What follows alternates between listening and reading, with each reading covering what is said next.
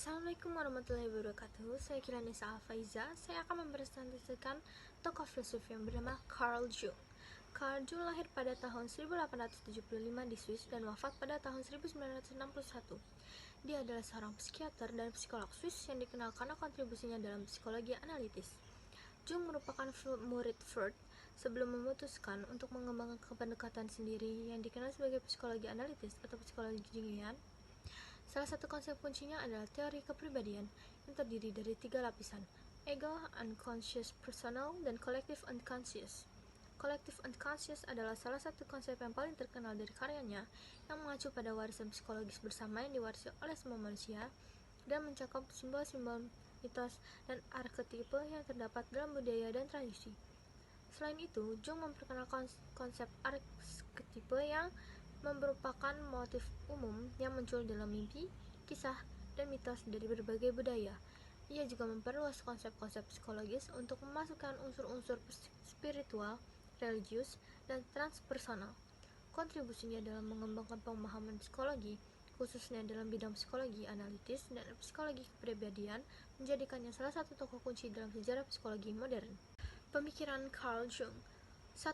Collective unconscious. Jung mengusulkan bahwa ada bagian dari alam bawah sadar yang bersifat kolektif, berisi simbol, arketipe, dan motif yang diwarisi oleh semua manusia. Ini membentuk dasar budaya dan simbol dalam berbagai masyarakat. 2. Arketipe. Konsep arketipe mengacu pada motif universal dan simbol dalam budaya yang muncul dalam mimpi, kisah, dan tradisi. Mereka merupakan gambaran bawaan dalam alam bawah sadar yang mempengaruhi perilaku manusia. 3. Proses individuasi. Jung menekankan kepentingan integrasi semua aspek diri, baik yang sadar maupun tidak, untuk mencapai keselarasan dan pertumbuhan pribadi. 4. Fungsi kepribadian. Jung mengusulkan konsep 4 fungsi kepribadian, pikiran, perasaan, sensasi, dan intuisi yang membentuk cara individu memproses informasi dan berinteraksi dengan dunia. 5. Religiusitas dan spiritualitas. Selain psikologi, Jung tertarik pada aspek spiritual manusia. Ia mempelajari dan mengeksplorasikan aspek religiusitas dan makna spiritual dalam kehidupan manusia. Assalamualaikum warahmatullahi wabarakatuh. Perkenalkan, nama saya Alika Syifa Lutfia Ayel dengan nomor NIM 0603523010. Di sini saya akan menjelaskan tokoh yang bernama Harry Stack Sullivan. Harry Stack Sullivan lahir pada 21 Februari 1892 di Norwich, New York, putra dari Timothy Sullivan dan ibunya bernama Ella Stack Sullivan. Tidak memiliki hubungan dekat dengan ayahnya dan menerima sedikit kasih sayang dengan ibunya, namun dia akan memiliki hubungan yang lebih baik dengan bibinya yang bernama Margaret. Meskipun berasal dari keluarga yang memiliki sedikit sumber daya, meski yang berasal dari ibu adalah sesuatu yang lebih kaya, ia akan mendaftar di University of Cornwall pada tahun 1909 setelah menyelesaikan sekunder. Tetapi oleh beberapa keadaan diyakini bahwa ia mengalami wabah psikotik yang dia akan ditahan di sebuah institusi. Tidak akan menyelesaikan studi di sana setelah hanya menyelesaikan tahun pertamanya. Dengan berlalunya waktu, Sullivan akan memasuki Chicago School of Medicine pada tahun 1911, lulus dalam kedokteran dan bedah pada tahun 1917. Dan seterusnya, dia akan meninggalkan jabatannya di Rumah Sakit Shepherd karena fakta bahwa meskipun dia berpartisipasi sangat aktif dalam penciptaan pusat baru dan pekerjaannya tidak diberikan, penyediaan dana untuk penelitiannya juga dibatalkan dan akan pindah ke New York. Sullivan meninggal pada 14 Januari 1949 di Paris karena pendarahan otak. Ketika beristirahat di kamar hotel tempat ia menghabiskan malam selama perjalanannya kembali dari pertemuan Federasi Kesehatan Mental di Dunia di Amsterdam. Meskipun ia mungkin tidak dikenal sebagai penulis lain dari arus psikoanalitik, kontribusi Sullivan memiliki dampak luas di dunia psikologi, berfungsi sebagai dasar bagi menulis terkenal seperti Carl Rogers. Selanjutnya ada Karin Harney. Ia lahir di kota Hamburg, Jerman pada tanggal 15 September 1885. Dia lahir dengan nama Karen Clementia Theodora Danielsen. Dirinya merupakan putri seorang kapten laut Norwegia yang bernama Beren Henrik Veckels Danielsson dan istri keduanya Clotilde von Renzelen yang berasal dari keluarga Belanda Jerman. Ayahnya adalah seorang yang taat beragama namun berpandangan bahwa perempuan lebih rendah dari laki-laki dan menjadi sumber utama kejahatan di dunia. Hubungan dengan ayahnya tidak begitu baik karena sering terjadi konflik di antara mereka serta pernyataan menghina yang sering ayah Karen buat tentang penampilan dan kecerdasan Karen. Pemikiran Horney didasarkan perasaan masa kecilnya.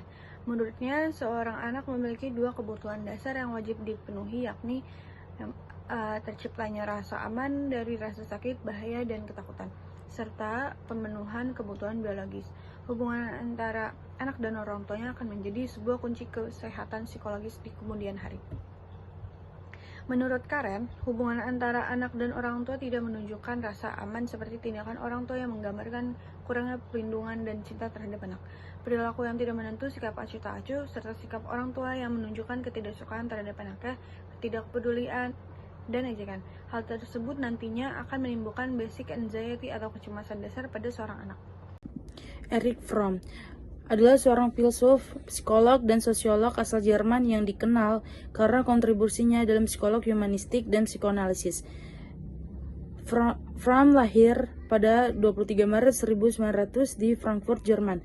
Dia tumbuh dalam lingkungan intelektual Yahudi dan mengalami peristiwa-peristiwa bersejarah yang memengaruhi pemikirannya, termasuk Perang Dunia I dan Revolusi Bolshevik di Rusia. Fromm belajar dari Universitas Frankfurt dan kemudian di Universitas Heidelberg. Dia memperoleh gelar doktor dalam bidang sosiologi dan kemudian belajar psikoanalisis di Institut Psikoanalisis Frankfurt di bawah bimbingan Sigmund Freud. Fromm mengembangkan pandangan psikologis yang unik dan dikenal karena teori psikoanalistik humanistiknya. Dia menekankan pentingnya pengembangan diri, cinta, dan hubungan manusia dalam perkembangan individu. Salah satu karyanya yang terkenal adalah Escape from Freedom tahun 1941 yang membahas dampak sosial dan psikologis dari ketidakbebasan. Fromm juga memiliki minat dalam pemikiran politik dan memainkan peran penting dalam kritik terhadap totalitarisme dan fasisme pada abad ke-20.